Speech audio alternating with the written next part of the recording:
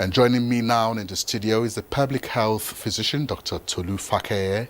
Dr. Fakeye is the president, FCT chapter of the Society for Public Health Professionals of Nigeria. He's also former director, health planning, research and statistics in the Federal Ministry of Health. Many thanks for being with us. Thank you very much. Good evening, viewers.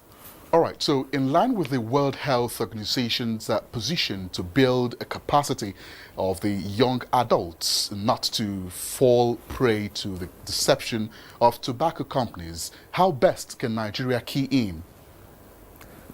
Well, the most important thing is for young people to be aware of the gimmicks of tobacco companies to entice them into smoking.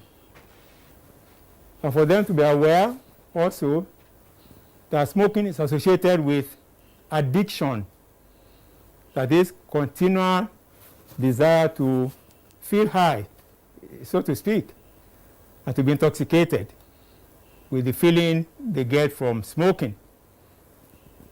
But they must be aware further that smoking leads to very, very serious health issues. Smoking is a cause of severe illness and death. And around the world, every year, about 8 million people die as a consequence of smoking.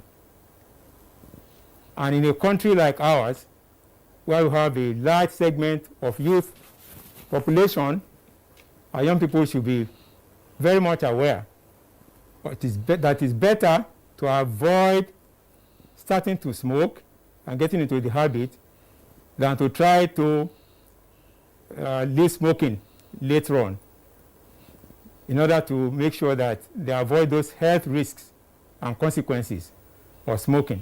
Okay, so we understand, the fact that most of these tobacco companies, employ a lot of gimmicks to get people to buy their products. But without enabling extant laws, and lack of social mobilization, can this work? Well, in Nigeria, after many years of effort, there's a law, what we call the Nigerian Tobacco Control Act 2015. But the problem, the more important aspect, is the enforcement of the provisions of that law. In fact, just last year, the Nigerian Tobacco Control Regulations, ancillary to the law, was also passed. But enforcement has practically not commenced. And what do we mean by enforcement? Even tiny aspects of the enforcement, like banning the sale of tobacco products to minors, is not being enforced. Like banning the sale of cigarettes as single sticks, okay? Because this is what young people can afford to buy from the market. That also is not being enforced, okay? So we have various aspects like that that require enforcement, but they are not being enforced. So the correct position is that there's a law, there's even an ancillary body of regulations, but enforcement is weak so far. All right, so we understand, some of those things. But what do you make of smoking and coronavirus? Well, this is a very, very important one to tackle and to further use to encourage our people to avoid smoking. Before the advent of coronavirus, it was well known that smoking caused illness in the body, mainly in the respiratory system. Although some complications also lead to other organs in the body. But the main pathology is in the respiratory system. And smokers had impaired lung functions, okay, compared with non-smokers. Okay. We now know also it's important to state some other reasons. Secondly, smoking causes high risk for development of diseases like diabetes, like cancers, which now with the advent of coronavirus, we now regard as underlying diseases. which make the infection of coronavirus more severe in smokers more than non-smokers. And thirdly, very importantly also, smoking on its own causes depression of the immune system in the body. Okay, Dr. Fakeye, just very quickly, in less than 1 minute, besides the health challenges, you know, the consumption of tobacco of all forms can cause, a lot of persons see it from a human angle perspective. Does this suffice?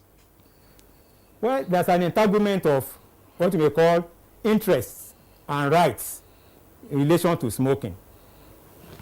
Interests of tobacco companies, we've said a bit about that. They want to make money, okay, out of production and sale of tobacco products. But they also have strong influence with government to hamper and kind of tie the hands of government back in forcing them and making people stop smoking in the terms of they claim that they are employers of labor, okay? They also claim that they empower farmers who grow tobacco, you know, so they want to say that they are also responsible corporate citizens by promoting advertisement, promoting sports, promoting music festivals and things like that. Okay, thank you very much, Doctor. Unfortunately, we really appreciate you for coming. We'll have to cut you short at this moment because of time. We thank you very much for being part of the news tonight. Thanks very much for inviting me. All right, I've been speaking with Dr. Fakeye. He's the president of FCT chapter of the Public Health Professionals, Society for Public Health Professionals. Moving on now.